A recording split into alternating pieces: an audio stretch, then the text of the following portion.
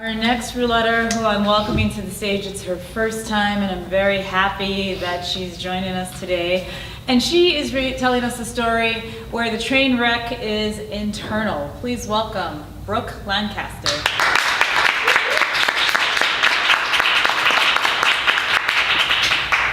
Thank you. So during my teenage years, my mother picked up the habit of finding our long-lost relatives.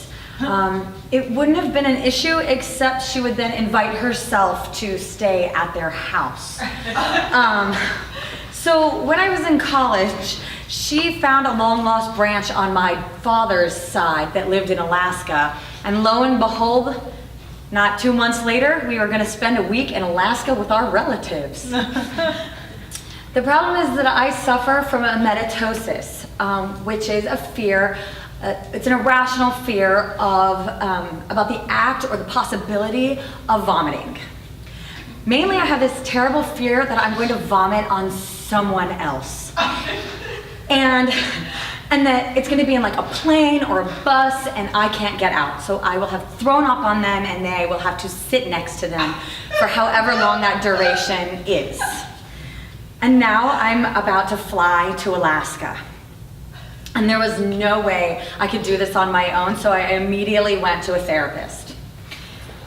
But the day came, and I was going to get on this plane, and I was nowhere closer to being over my fear than I was the day I walked into her office. So my best solution that I came up was heavily medicate, breathe deep, and grip the doggy bag till my knuckles turned white. So amazingly, I made it to Alaska, and it worked. I was really proud of myself. The guy sitting next to me probably thought he had the worst flight ever as I was doing this. But I felt good that he was not thrown up on. So, all right. While we were there, my parents booked a whale watching tour for my younger brother and I to go on. It was a beautiful cruise, a 70-foot, 2-story yacht, and as we boarded it, everyone said hello, and we were all excited. I was super excited because I have never had my emetophobia on a boat. I'm perfectly good on boats. Anything on the water, I'm great. So we all board the yacht in our finest. Okay, not really, but I was wearing a brand new white wool jacket and my hair in cute little Princess Leia buns. And from there we headed up to the second story to watch the otters floating on their backs and to see the beautiful glaciers and to hear the tour guide talking all about Alaskan nature. And then they served us lunch. I wasn't really that hungry, mainly because I don't eat fish. Okay, I don't like fish, but I lie and say I don't eat it for health reasons. So it was barbecued halibut and applesauce, and I was like, not gonna happen.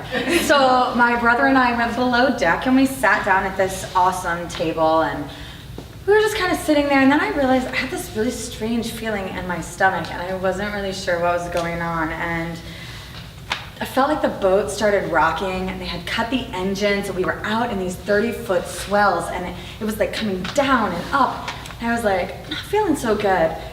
Not at all. I was, started feeling a little bit dizzy. My palms started sweating. Started feeling like it was really hot in there. And I looked up at my brother, and he was this light shade of green. And we kind of had this sibling connection where it was like, you can't open your mouth because you really might throw up. We kind of got this eye look at each other like, And then he decided to be the brave one.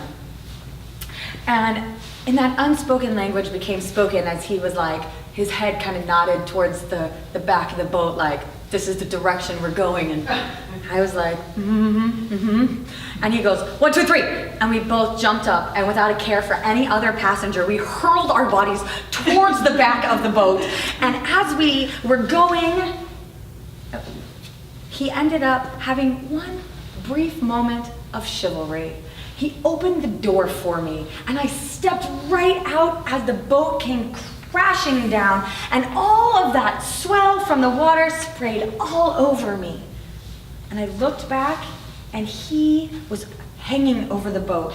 And I looked forward and I saw like 4 or 5 other people like retching over the side of the boat. And I was like, well, that's odd. And I just like wiping the stuff off and the water off. And I was like, oh, it's terrible, terrible, terrible. And then I realized as I'm wiping off that ocean spray did not hit me. As I had stepped out of the boat, someone from the upper deck threw up on me. It was in my buns, it was all over my white wool jacket, it was down the front of my jeans, it was in my sandals, barbecued halibut and applesauce. Head to toe. All right.